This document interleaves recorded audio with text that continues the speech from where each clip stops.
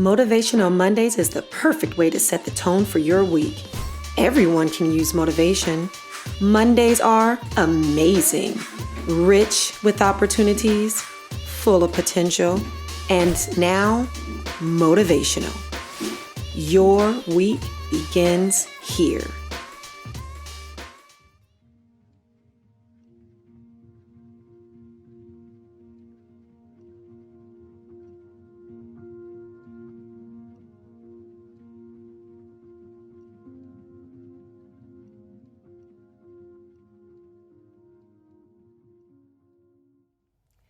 Good Monday morning. I am Genevieve Jones-Wright, founder and lead empower mentor of Motivation.In.Action, or MIA. And this morning we are wrapping up our Mothers in Action themed conversations, and I am being joined by the one and the only, the fabulous and powerful Wendy Wheatcroft. How are you doing this morning? I'm great. Thank you for having me. I am so excited to have you here. I've been planning this conversation for a very long time. I meant everything I said in the intro. You are so powerful. The work that you're doing is powerful. And I just really want to share your story with the world. Thank you. I appreciate that. So before we get into the work that you do, just want to ask you a very general question. You can be as specific or as general as you want. But who is Wendy Wheatcroft? Wendy is a mom, a wife, a friend, and just a very justice-oriented community member. I can remember back even when I was a little kid, when I was in high school, I was very moved by social justice issues. Even in high school, I won a Rotary Club speech contest, and my topic was racism. If you can imagine little old me speaking to an entire room at the Hotel Del full of mostly white men, and I brought them to tears in a speech on racism, that's who I am, and that's who I've always been. And how old were you? I was 16. I love that, Wendy. I won a little scholarship, and it was like the talk of the school. I made the whole water polo team cry because they were there getting an award. And I always think back to that, and I always think back who I was then. It is still who I am now. And obviously this has been a big part of your life because it is who you are. And I'm constantly telling people, just be authentically you. There's no need to change and morph into something that you're not. And so I love that you've always known who you are as a justice-oriented person working for change. Yeah. So what would you describe as your passion work? I really love when I'm out working with people, either in the streets, at protests, gathering large groups of volunteers together to fight for a change. Through my work in Moms Demand Action and other gun violence prevention organizations, I've really been able to find my voice and my ability to lead people in this way and to really make some big changes. Do you want to talk about some of the big changes you've helped to make? Yes, so I came into Moms Demand Action after many years as a public school teacher in a school that was increasingly affected by gun violence. We were in many real lockdowns, many armed gunmen on our campus. That was very scary. At the time, I didn't really realize that this was happening in other schools. I thought that it was only happening to us. And as I began to have an older child and more babies, the issue began to concern me even further as they were about to start school too. And finally, after one very scary, very real lockdown, I realized I couldn't continue to put myself in harm's way at the expense of my children losing their mother. And so I changed schools. And I thought that by changing from a very low-income public school to a wealthier private school, I would be safer and more protected. And I wasn't. I had a gun violence situation with two dads at the school I was teaching at. And I realized, you know what, this isn't just happening in low-income schools. It isn't just happening in high-income schools. It's happening everywhere. Everywhere. And my experience cannot be unique. and I really need to start speaking out about it. So I very quickly joined the Brady campaign here in San Diego.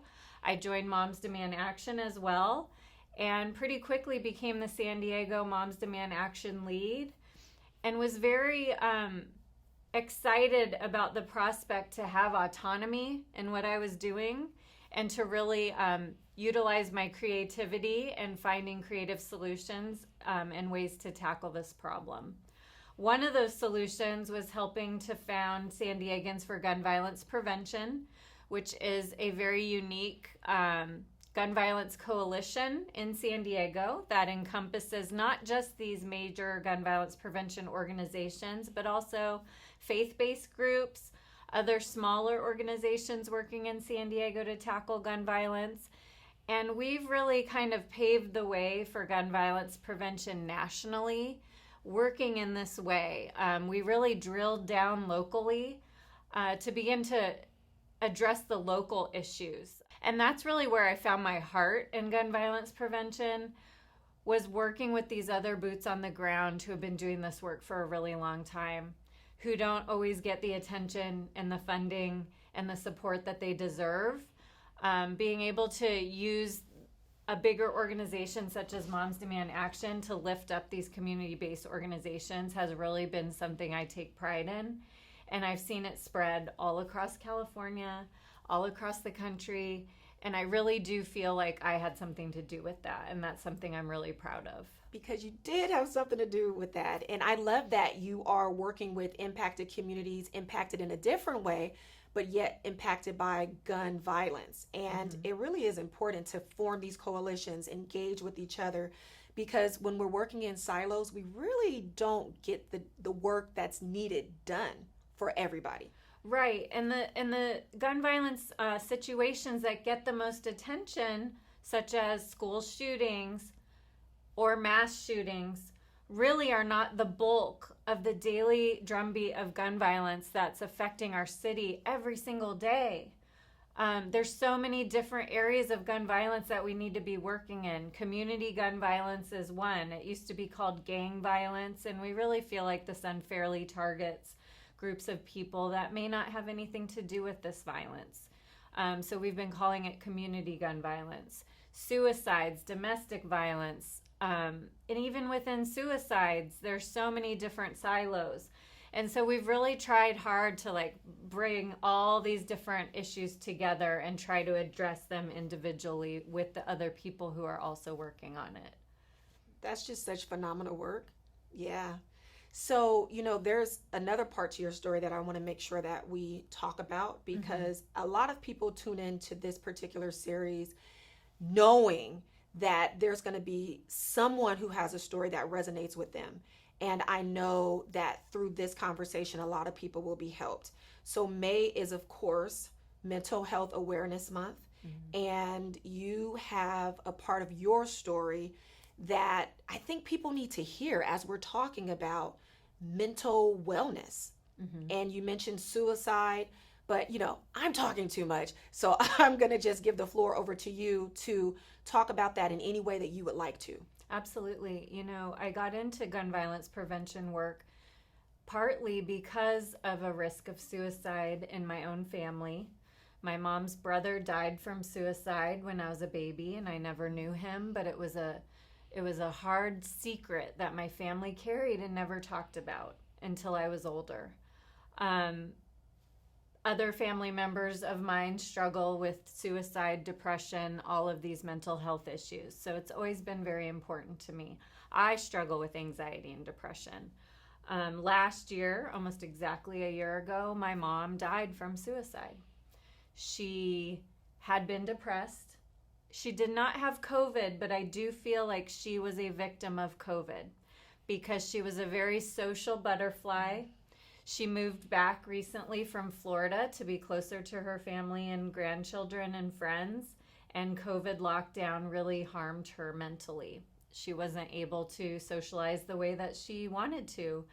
I wasn't able to expose her, an immunosuppressed person, to my children, and I was put in a really tough position during COVID, like a lot of moms and dads were. And I saw my mom suffering.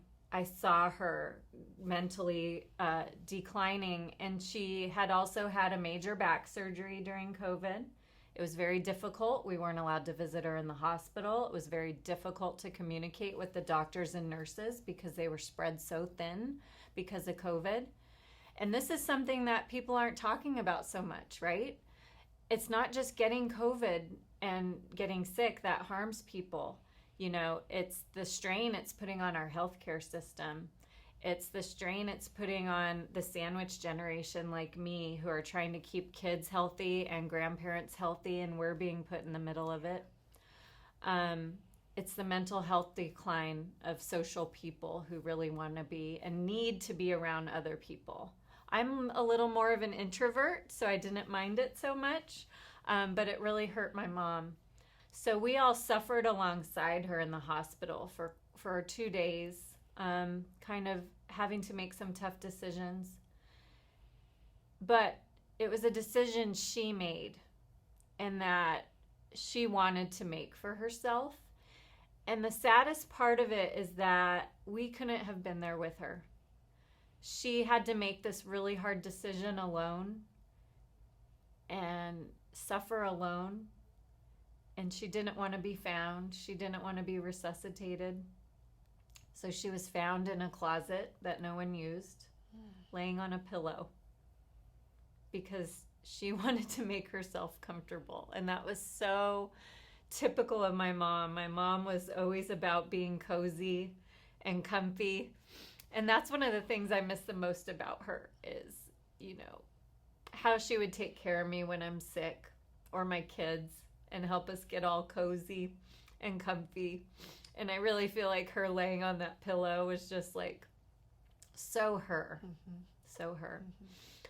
And so it's ironic, right, that I've done all this work in suicide prevention, but I couldn't prevent her death in spite of all the knowledge and work I've done in that area.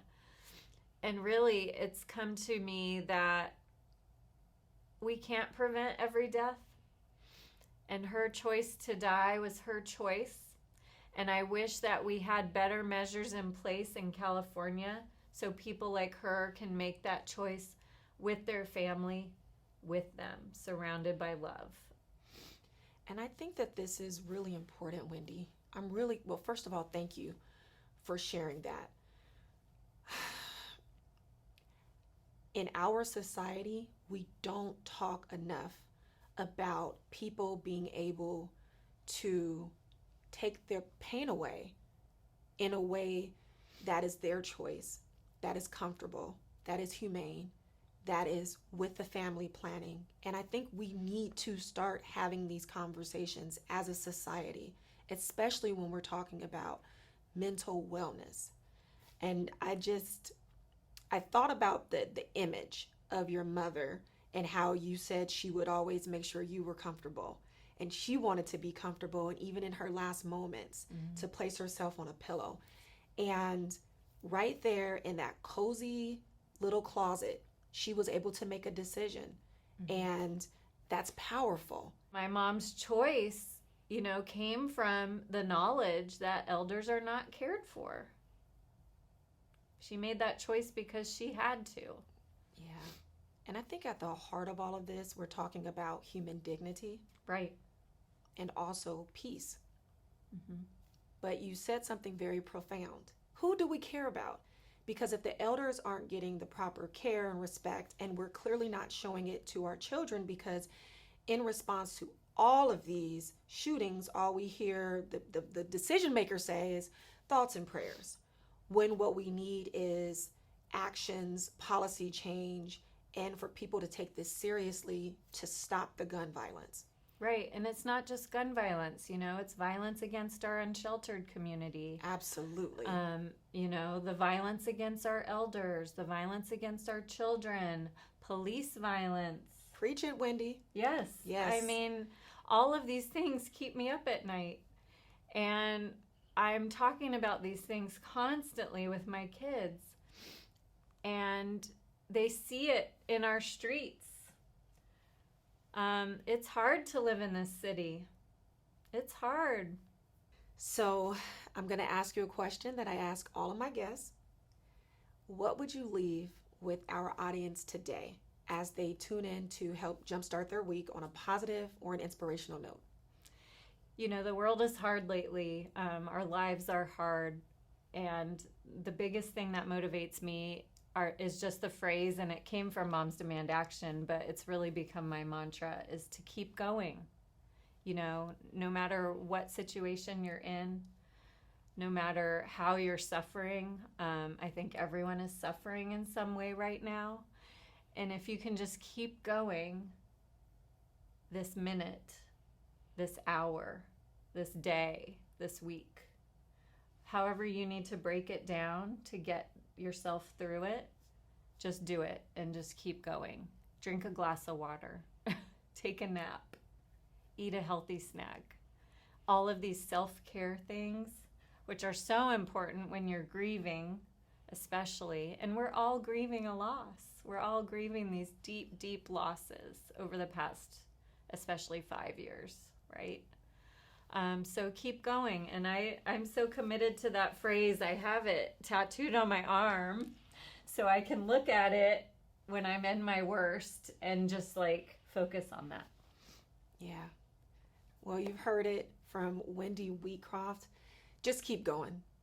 At this time, we are all experiencing some amount of loss, definitely an immense amount of change. Some of us may be grieving, mourning, but we have to take care of ourselves and each other and just remember to keep going. So I know that this conversation has been heavy, but it was much needed. And I know that you will find inspiration in Wendy's story. So thank you so much for tuning in. And I will see you next week. Wendy, it's been my pleasure. And again, I cannot thank you enough for being so open and transparent about your own story, because again, I know that it is going to help so many people. So thank you. Thank you for having me. I appreciate all that you do as well. Thank you.